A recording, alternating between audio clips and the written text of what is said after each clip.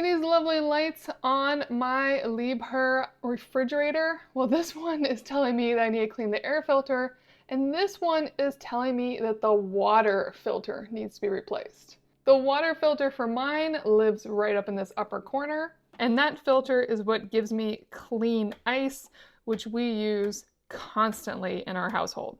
I decided to go with Waterdrop because I know and love Waterdrop. We already have a Waterdrop filtration system for our sink water, so I knew I'd be happy with this for our ice as well. It has a capacity of 500 gallons, a 0.5 gallon per minute flow rate, and can handle 20 to 100 psi.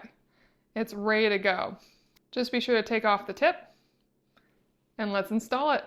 Now, installing really is as easy as twisting out the old one, twisting in the new one, and doing a quick wipe of the little bit of water that will spill. And finally, I want to get rid of that light.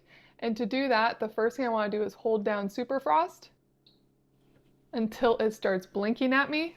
And then I'm going to press down until it shows me an F. There it is. Now I'll press Superfrost again, and it'll show me an F0. And then I'll press Superfrost one last time, and now it's gone. Now to exit setup mode, I just want to hit on off.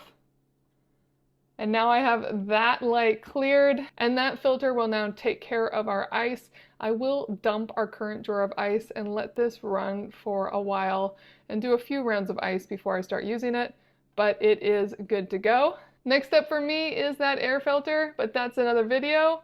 This is all about this Waterdrop filter, which I am thrilled about, and I hope this video helps you make your swap.